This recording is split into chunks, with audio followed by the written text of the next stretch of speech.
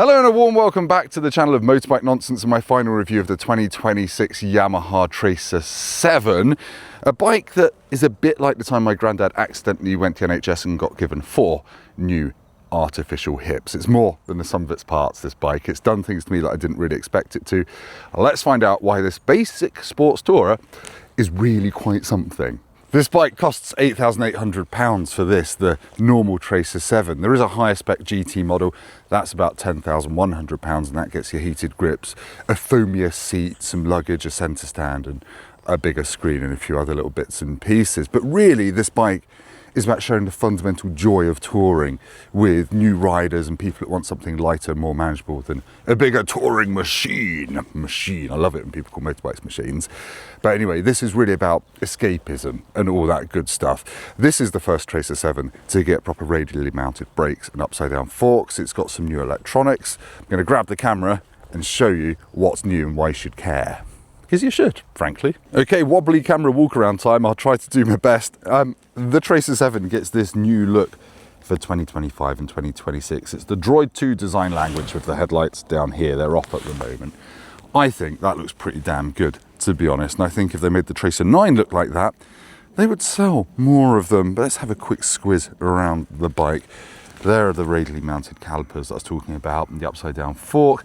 I like how one of the header pipes is going a little bit blue. Now in terms of engine, it's not massively changed for this year. It's still the CP2 parallel twin, 690cc, just over 73 horsepower.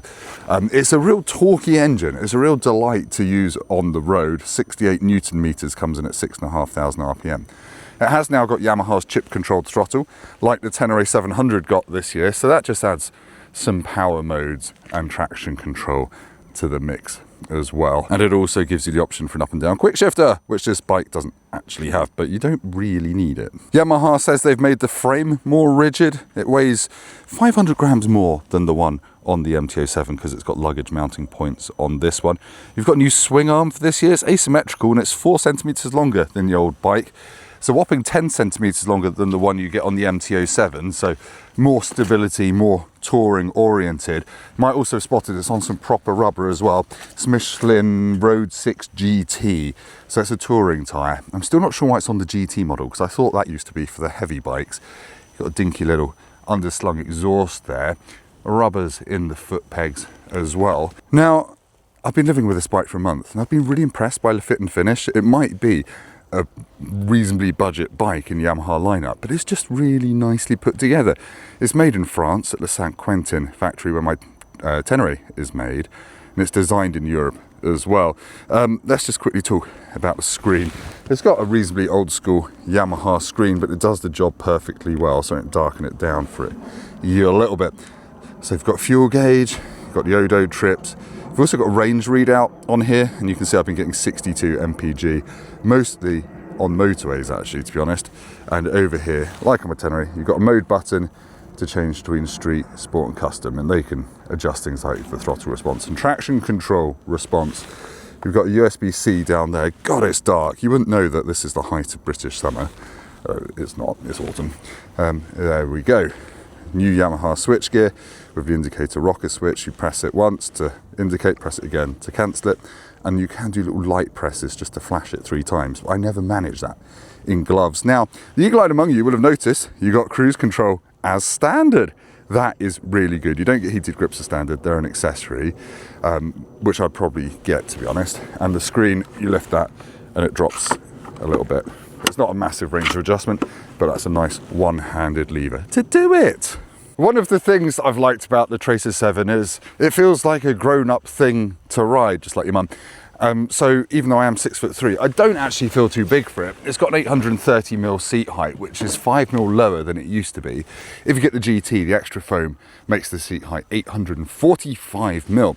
Feels quite light. This one is 203 kilos ready to ride. But for me, the ergonomics of this are just really spot on for all-day riding. They've made the bars a bit higher and a bit wider for this generation, and you just sit like you're king of the world, like you're on a GS or something like that. Obviously it's not as physically tall as a GS, but it is properly all day comfortable, with possibly the exception of the seat, which has been giving me a numb bum after about an hour on the motorway, but it's not the worst, and you have got a little bit of room to move around, and I presume there'll be a comfort seat that you can spunk your money on if you want to. But yeah, it's just a really nice, comfortable, manageable thing, and you can actually put the seat up a bit without using any tools as well. So yeah, 2 thumbs up on that score.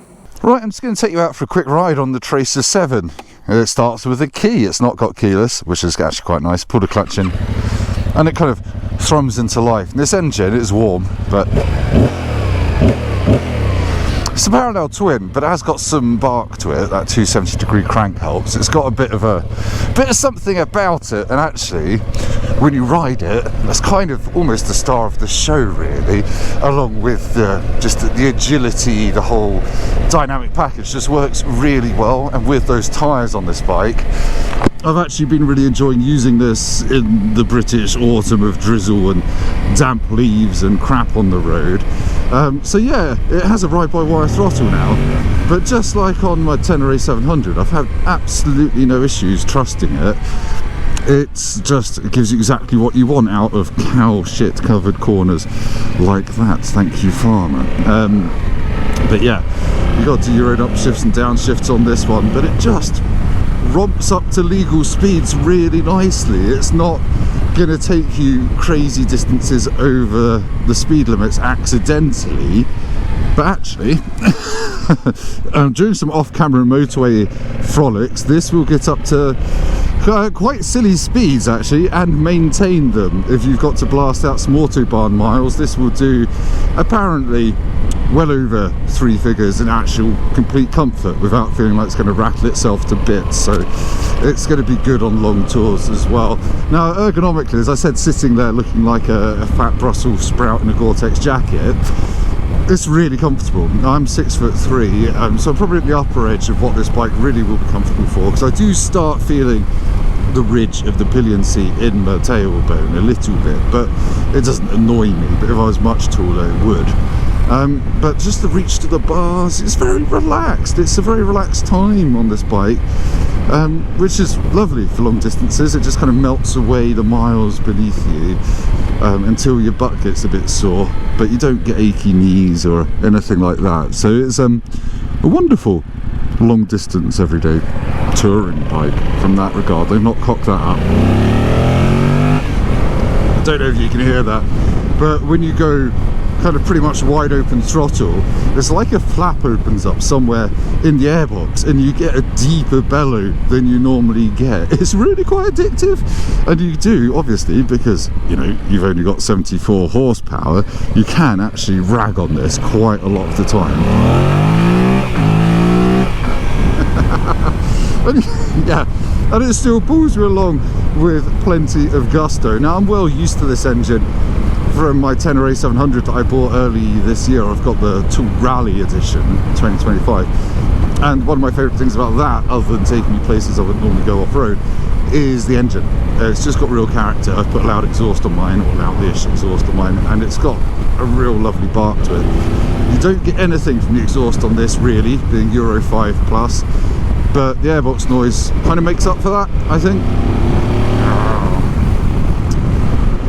Right, we'll talk about the brakes. The brakes are not as strong as other radially mounted calipers, but at this price point, you're not going to be getting Brembo Stylema levels of stopping power. They're perfectly adequate. They kind of more look the part, really, being radially mounted, than giving you a proper sporty brake feel, but I don't know, I'm sort of alright with that. Oh god, my sat-nav's taking me places I don't know. Right, let's go and get lost. I've never ever been down this road, so let's see what it brings us. It's going to be covered in leaves, and I'm not going to be doing many nationals in this video. If you want to see this being ridden a bit more in anger, go and check out some of my first ride videos of it. Likewise, I also did some motorway riding on this, quite a lot. I did a video where I touched on that, but essentially as a motorway mile muncher, this is really, really accomplished, and the addition of cruise control just makes it very comfortable. And at 6'3", that screen, it doesn't clear my head, but it doesn't annoy me, and it doesn't buffet me, as is often the case with these things. So if you're shorter, it probably will clear your head.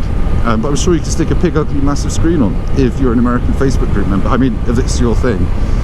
One thing that is new for this year on Tracer 7 is the different throttle mapping modes, and to be fair, there is a difference between them. Street is nice and soft at the bottom end, and it's very reassuring and probably the one to go for. Certainly if this is your first bike, start there.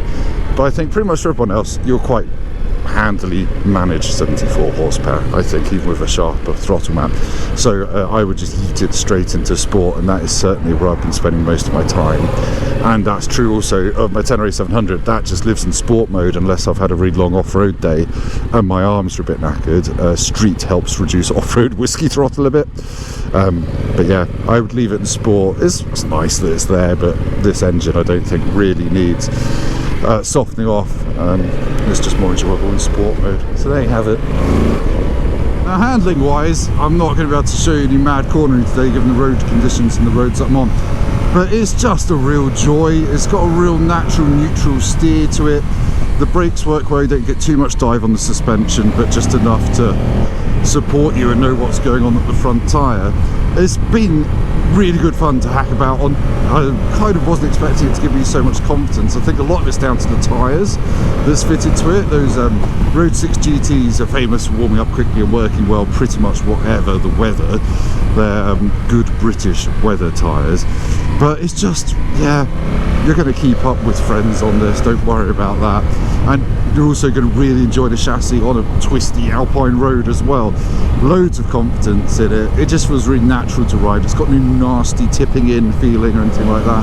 In fact, if anything, it eggs you on to ride possibly a bit faster than you should be riding, which I think is the sign of a good motorbike, isn't it? So yeah, only real dynamic downside is suspension can sometimes give you a kick up the arse and run out damping.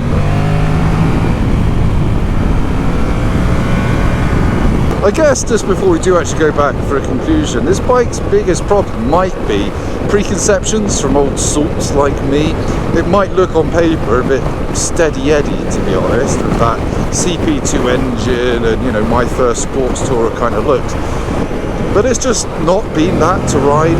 It's just been really capable, and it's not felt really, the suspension built down to a price, it's not really felt like it's a compromise. It feels like a completely viable touring bike for real grown-ups. And yeah, the fact that you get 62 mpg no matter what you do as well, because the mpg readout actually works on this, unlike on my Tenere 700. But yeah, that's probably its biggest problem, is people can look at it and be like, it's the baby Tracer. No, go and test ride one. If you're half interested, I bet you have fun on it. I mean, come on. I think I've had more fun on this than on the Tracer 9, to be honest. Really, really dark horse, this bike. But that sounds like conclusion. It's not. Let's head back to me for a proper summing up. Now, if you couldn't tell, I really have enjoyed my time with the Tracer 7. It's actually just got some character to it. There's no real dynamic flaws. It handles really neatly. It's properly entertaining to thrash as well. And that CP2 engine, as I always yammer on about, it's got a really nice spread of torque and power, and you can be lazy with it if you're a new rider.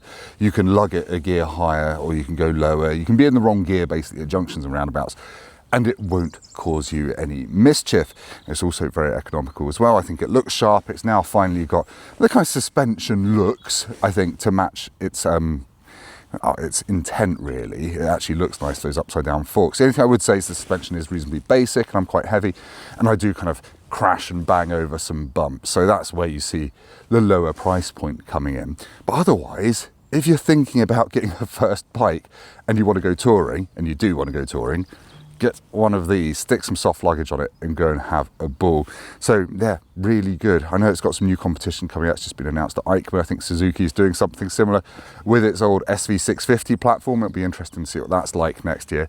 But for now, one of the most reliable engines in the world in a really fun package. It's really hard to knock for £8,800.